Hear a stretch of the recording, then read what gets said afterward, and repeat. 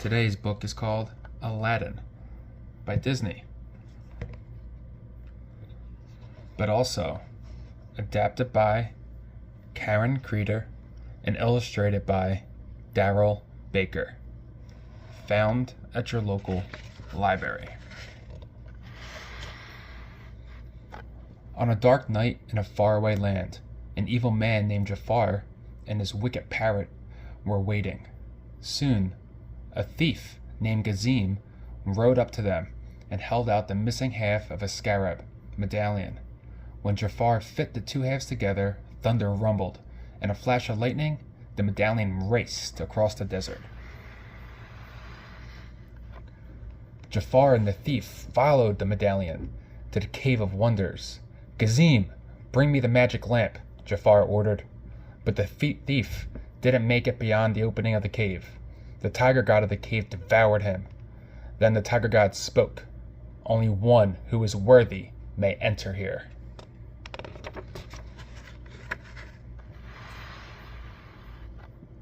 The next morning, a poor hungry young man named Aladdin and his pet monkey Abu were sitting on a rooftop. They were looking down on the marketplace of Agrabah. Suddenly, Aladdin noticed a lovely young woman. She seemed lost.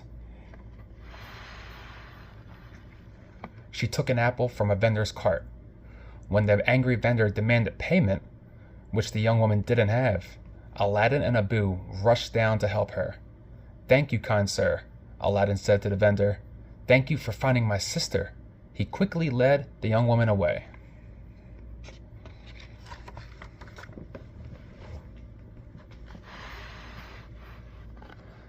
"This is your first time in the marketplace, isn't it?" asked Aladdin.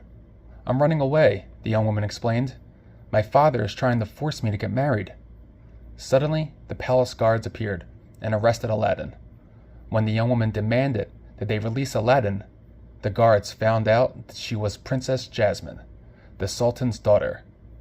The guards explained to her that Jafar, her father's advisor, had ordered Aladdin's capture.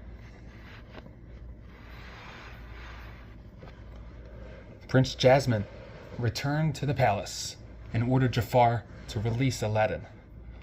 Jafar told her that the young man had been killed, but Aladdin was not dead.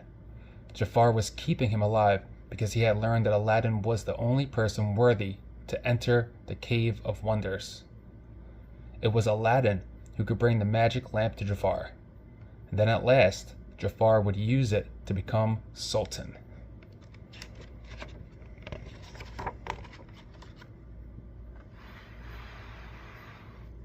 Disguised as an old man, Jafar took Aladdin to the Cave of Wonders. The sleeping tiger god awoke. "Proceed," he said. "Touch nothing but the lamp." Aladdin and Abu gasped as they saw all the gold and jewels in the cavern. "Don't touch anything, Abu," Aladdin warned. Just then, as Aladdin found the magic lamp and scooped it up, Abu touched a huge glittering jewel. With a loud rumble, the cave began to collapse. Frantic, Aladdin and Abu scrambled back toward the entrance where Jafar was waiting. "Help me!" shouted Aladdin. But Jafar refused, and Aladdin and Abu tumbled back down into the dark cavern.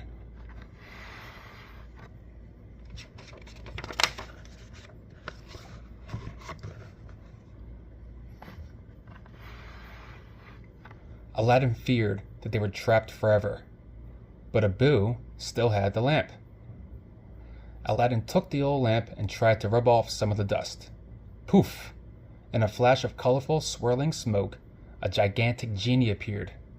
"Say, you don't look like my last master," he said to Aladdin, "but you still have 3 wishes, and no wishing for more wishes."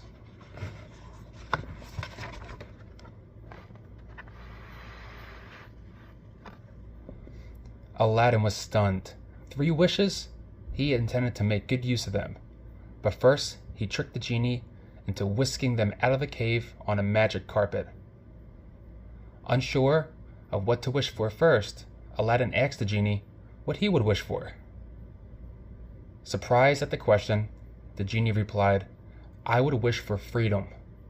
so Aladdin promised to use his third wish to set the genie free. But his first wish was to be a prince, so that he could marry Princess Jasmine.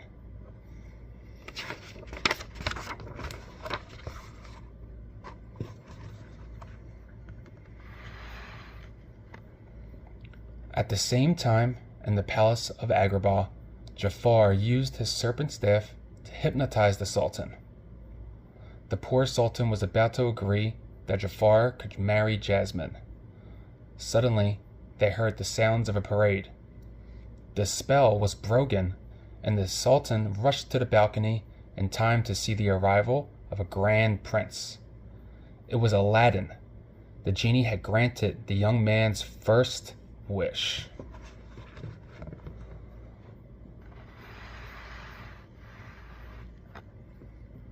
Aladdin entered the throne room. "Your Majesty," he said, bowing to the Sultan, "I am Prince Ali Abwabwa. I have come to seek your daughter's hand in marriage." The Sultan was thrilled. The law stated that Jasmine must marry a prince before her next birthday, which was only days away. But the princess did not marry Prince Ali, did not want to marry Prince Ali. She was not in love with him.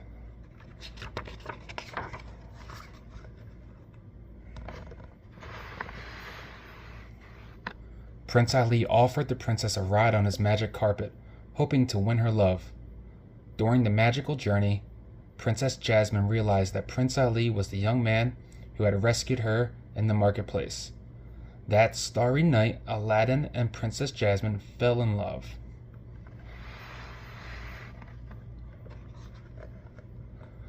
But later that night, Jafar had Prince Ali captured and thrown into the sea. He was making sure that Prince Ali would not marry Jasmine and foil Jafar's own evil plans. Luckily, Aladdin had the magic lamp with him. He summoned the genie and asked for his second wish to save his life. The genie quickly transported Aladdin back to the palace in Agrabah.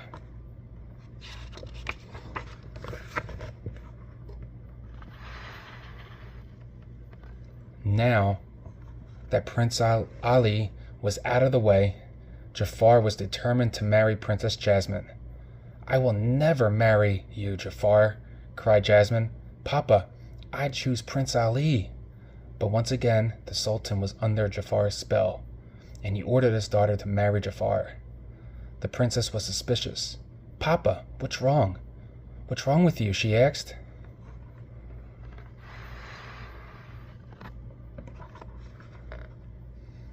Suddenly, Aladdin burst into the throne room and smashed Jafar's serpent staff.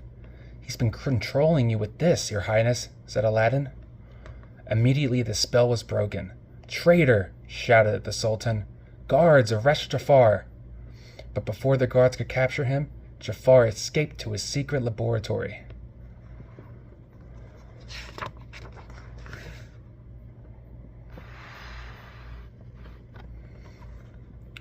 Despite his hasty exit, Jafar had seen that Prince Ali was carrying the magic lamp. Prince Ali was really Aladdin. Jafar ordered Lago, his parrot, to steal the lamp. When Lago returned, Jafar made the genie appear. "I wish to be Sultan," he demanded.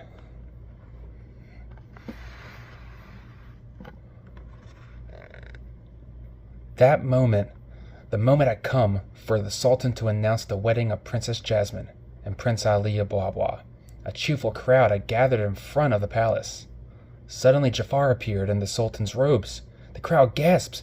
"Genie, what have you done?" Aladdin shouted. "Sorry, kid," said the genie sadly. "I've got a new master now."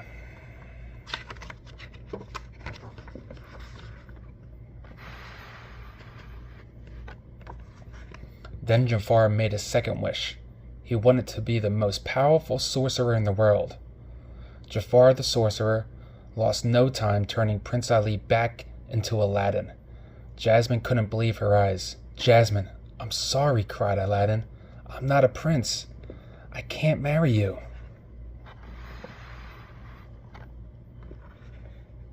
Finally, Jafar banished Aladdin to the ends of the earth. When Aladdin found himself a million miles from nowhere, he was glad that Abu and the magic carpet were still with him. Back to Agrabah, he shouted to the carpet, as fast as you can.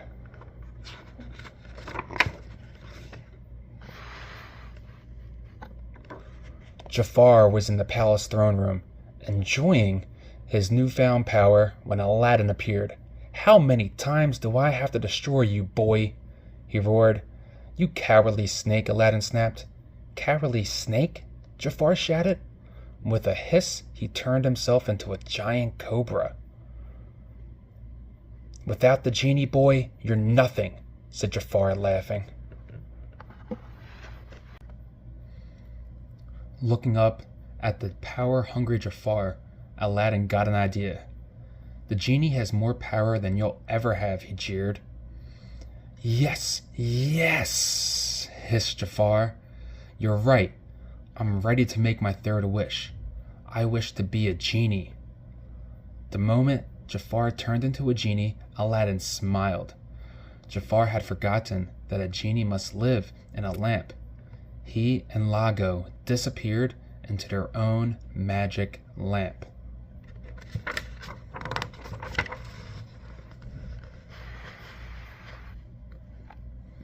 The Sultan was overjoyed.